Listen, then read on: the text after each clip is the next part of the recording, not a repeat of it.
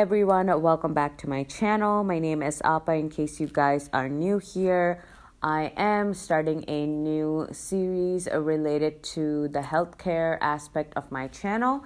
And in this series, I'm going to be talking more about things that I'm experiencing as a nurse practitioner student, and there are some other things which I will include in this series. For instance, other things that are geared more towards the provider role, because now that's the role that I have dived into. I want to talk more about things that you need to worry about as a provider, as a healthcare provider, whether you are in NP school, whether you're in PA school, or whether you're a medical student. So today I just want to start off this series by talking a little bit about my experience in my first semester of NP school. In case you're new to my channel, I just took the NCLEX this past summer, and now I have started the NP curriculum. So I'm going to talk a little bit more about my classes. I'm going to talk a little bit about COVID and my clinical placement, and I'm going to talk a little bit about switching my major and why I did that, and just all the fun things that a graduate student has to worry about, a graduate student like me anyways. Okay, guys, so a little background about me. I am a second degree MSN student. This was not my first option. I do have an undergrad in biology, and I just attained, like I said, my RN licensure this past summer, and I dived into the NP program. So I'm still currently a full-time NP student. I'm taking about 9 credit hours in the spring. I took 9 credit hours in the fall, and then I have 2 more classes in summer and the fall of 2021, assuming that everything works out the way it should. But there is a possibility of delayed graduation as well. So the classes that I took this past semester in the fall of 2020 were health policy, healthcare and ethics, advanced pathophysiology, and advanced health assessment. Health policy and health ethics were intensive classes, meaning that I had to meet in person with my professors maybe for 2 or 3 days. It was a 9 to 5 class, and then everything else, all of the assignments and everything was due online. That is the format that we have at our school. They do the intensive format. I don't think all schools do that, but that is how it is at my school. And those classes weren't really that big of a deal for me. They were your usual paper classes. Even though I have taken healthcare ethics before, I did enjoy learning more about ethics from a provider's perspective. I think it's very, very important to talk about end of life, especially as a provider, especially if you're going into acute care or emergency medicine and end up being a provider in that role. You are going to be facing a lot of, organ donation and those types of things. So definitely, I think it was a good class from that perspective, because patients' family are going to come to you a lot of times asking you to, fix someone when they're clearly in a vegetative state. So you need to know how to handle situations like that, especially with family members. Obviously, it's a difficult time, and them not having any medical training always makes it a little bit difficult, and family members do look up to the provider during this time for them to, just fix everything. Not all family members are like that, but there are some cases where family members think their loved ones can come back to life, or they can have a better quality of life. And as a provider, you have to have the responsibility to like explain to them and such. So that was, a good experience. Health policy is definitely an extremely important class, especially if you're a nurse practitioner student. You need to know your laws. You need to learn about malpractice. Yes, as a nurse practitioner, you are going to have to learn about malpractice laws, and you are going to have that. And I'm pretty sure in some states, nurse practitioners are not supervised by physicians, so they have to have everything of their own. Due to the physician shortage in some states, nurse practitioners do have more authority than they would in some other states. So check your state. Laws differ from state to state. For instance, in the state of Ohio, you have to have a collaborative agreement with the physician. In the state of Minnesota, that's not the case. So every state is different. The demands for nurse practitioners, especially in primary care, is increasing drastically. So these laws are constantly changing. So that is something you're going to learn a lot about. You're going to have to come up with a plan about how you're going to defend yourself if you come up in a lawsuit or in a difficult situation, whether it's in a hospital or as a primary care provider. These are some of the things that you now need to start thinking about, because yeah, you learned a lot at the bedside, but now you are at a different role. And even as an RN, guys, you still have to learn about malpractice. But what I'm trying to tell you is that at this advanced level, things are just a little bit more serious, and you basically have to cover for yourself, is what I'm trying to say. Advanced pathophysiology, guys, was probably my hardest class that I took this semester. Although I have a background in biology, I truly struggled in this class. Not necessarily because of the content, but because of the fact that we had 3 different professors. There was a lot to follow. I practically had a quiz every Sunday, and that was pretty much my grade. My grade was pretty much my exams and those quizzes. And I'm going to be honest with you, I'm not the only one who struggled in this class.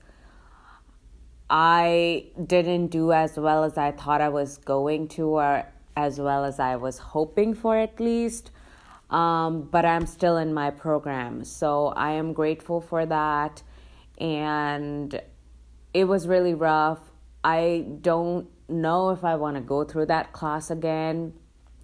I really hope that I don't have to transfer schools, because if I do transfer schools, then I would definitely have to retake advanced pathophysiology. But as of now, from what I know, is that I still have a spot at my school and everything is still somewhat going smoothly. And I'll talk a little bit more about why I'm talking about this kind of stuff. But advanced pathophysiology was definitely very difficult.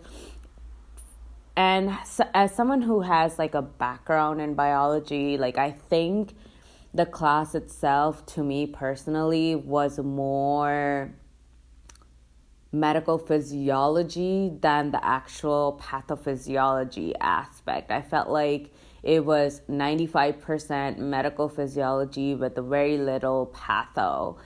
And that is why I was a little bit confused. I felt like this class could definitely have been 2 semesters long. I know for our nurse anesthesia students, they take the classes, the advanced patho class for 2 semesters, and I feel like they could have done that with their nurse practitioner student as well.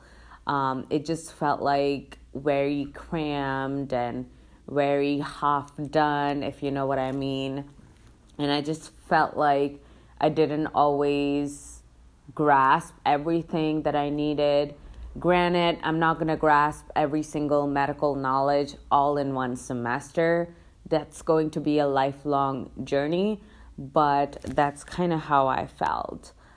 And yeah, I don't know how many people from my class like truly loved it. I don't think I loved the course because we really talked more about the research aspect of things, and I understand that those things are important, like knowing the protein and knowing those important details. However, I, as a nurse practitioner, have to explain things in lay terms to my patient, correct? And I need to apply this type of knowledge in a clinical setting. How does it work clinically? And I just felt like that there was like a disconnect between the two. Like I felt like I just couldn't connect the two. Maybe it's going to take me next semester or the next year to make things more sense to me in a clinical and, the scientific way, indirectly thinking about the scientific way clinically and applying it. But as of now, I just feel like my brain has so much information and my brain is kind of scattered. But that was my experience with advanced pathophysiology. One advice that I will definitely give you is to definitely get a bunch of USMLE questions. And some of you guys are saying, why do I need USMLE practice questions? Some of your exams, guys, at least at my school, some of our questions were phrased that way. And I felt like I didn't have any practice questions to access. I think the textbook was Hall and Guyton. I don't remember what edition it was, but it is a widely used textbooks for PA school and medical school as well. So I would highly recommend that you get practice questions, USMLE practice questions, board review practice questions.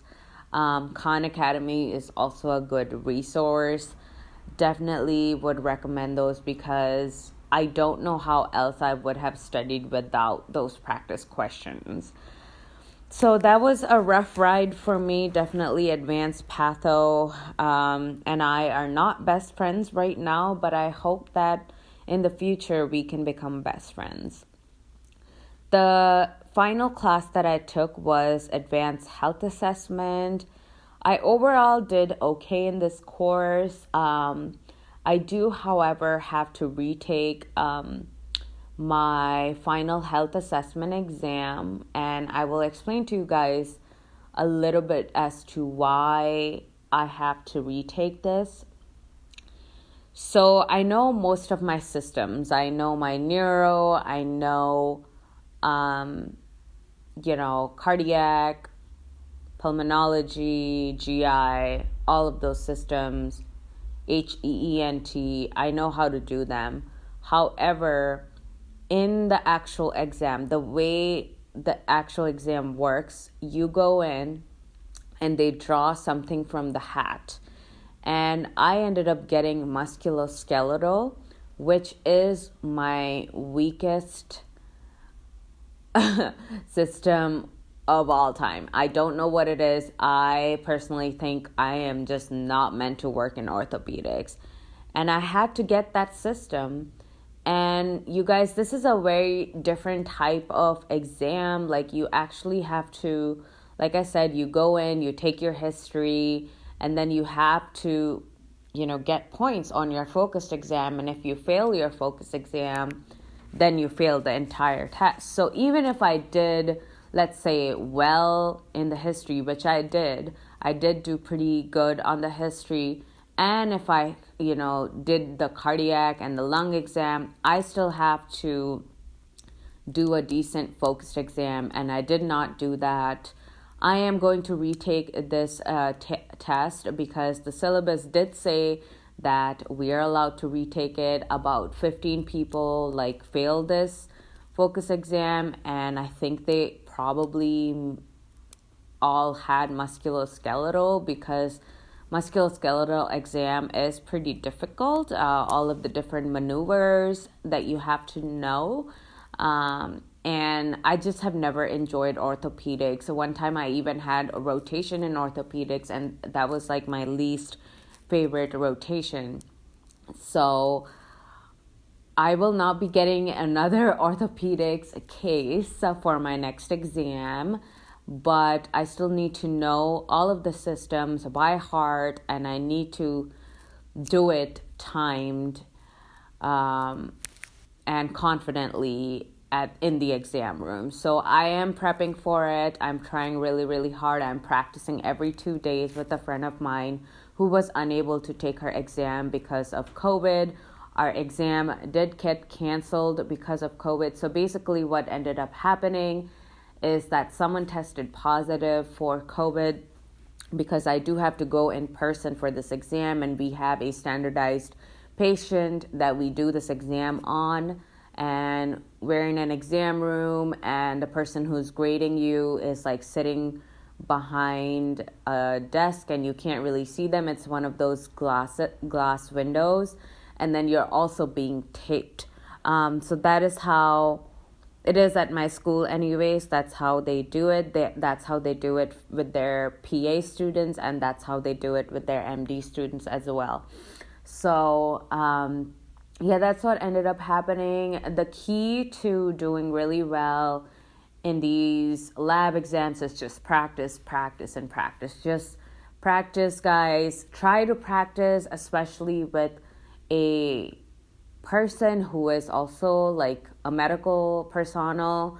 Perhaps I think it might be a little bit easier to practice with someone who is in the medical field. That's one big mistake that I made, was that I was practicing with someone who didn't always like know the same things as me, or had the same level of knowledge or more knowledge than me, and that made it a little bit difficult. And I do live by myself, and yeah, I don't always get to practice on real patients like some of the other students. So that was a disadvantage for me, but I'm working towards that goal of mine, and I'm hoping to pass that test next semester by the end of January. Okay, now moving on to clinical placements, and also like why I switched majors, just talking a little bit more about that. So some of you guys might know that COVID has affected a lot of healthcare students. Unfortunately, I happen to be one of them because of coronavirus, and because I have not passed my test yet. I have not been able to find a clinical placement for next semester, and it has been very difficult. Some of my friends who already, have taken the exam, have passed the test, have a placement. There are some students who have not taken the exam and have a placement. So I'm still a little bit confused. I really was not aware that when you get placed as a nurse practitioner student, one of the things that they do is actually look at your resume. I do not have bedside experience, obviously because of my visa status. I can't just work off campus, and apparently that's what I was told. The school currently is trying to find me a placement. I really hope that I do get one, and that it's not excessively delayed, because if my clinical placement is delayed, then I'm making up for it, and then my graduation date is going to be delayed. So there has been this situation kind of going on, and I have been, having a lot of meetings and this and that, and it's been a little messy. It has been, affecting me a little bit mentally. I have been feeling a little bit low about this whole situation, but I'm just, keeping my fingers crossed, praying to God, staying strong, and just trying to enjoy my break while this whole clinical placement thing goes on. I am currently a senior clinician at the student-run health clinic at my university. I just have to pass my health assessment exam so I can go and mentor first-year medical students and first-year PA students. So that is something that I'm hopefully working towards. Unfortunately, this virus just has ruined everyone's life. And talking of the virus, I am currently working at the front line. I'm not like working in a hospital. I am working in an outpatient setting. And once we have these vaccines, I will be administering these vaccines. And I'm doing contact tracing for COVID patients right now. And I have to go back to work in about 3 to 4 days or so. And we'll see what's going to happen here in Ohio. I can tell you that our cases have been going up pretty high, and we have sent out like a notification for more healthcare personnel across the state because there is a shortage, especially in the part of Ohio that I live in, which is Cleveland. And we're just trying to figure out how we're going to administer this vaccine, how much supply we're getting, when we're going to give it, etc., etc. I just wanted to let you guys know that I am part of the team that helps out with this whole pandemic. And I am so grateful to be part of this team. I think this is a great opportunity for me. I really was feeling really low with everything that kind of has been happening with my clinical placement, with my really rough semester, and I really needed something where I was growing, in my experience, gaining some life experience, gaining some work experience, and I think this would be a good stepping stone for me to help me advance in my career. So I'm really excited for this public health opportunity. And I'm really looking forward to being busy this next semester with work and also school.